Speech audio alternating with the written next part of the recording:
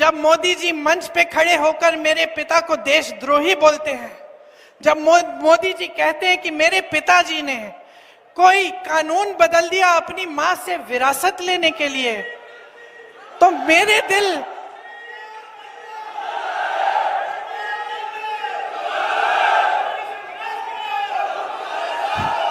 तो मोदी जी इस बात को समझ नहीं पाएंगे कि मेरे पिताजी को विरासत में धन दौलत नहीं मिली, मेरे पिताजी को विरासत में शहादत की भावना मिली। आप समझ सकते हैं, आप समझ सकते हैं।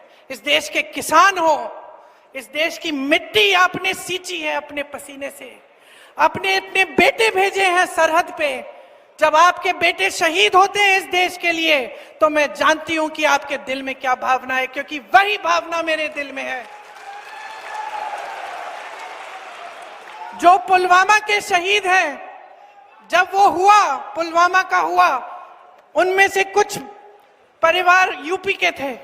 उस समय मैं यूपी में थी, मैं गई उनके घर, और ज्यादातर परिवारों में पता है क्या बताया उन्होंने मुझे?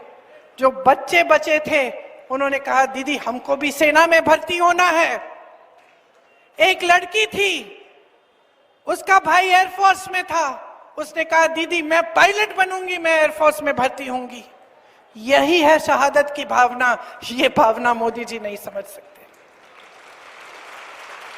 जो मोदी जी इंदिरा गांधी जैसी एक शहीद के बारे में उल्टी सीधी बातें करते हैं, जो मोदी जी इस भावना को देख के सिर्फ परिवारवाद देखते हैं, लेकिन देशभक्ति नहीं देखते, देश की सेवा नहीं देखते, वो इस भावना को नहीं समझ सकते।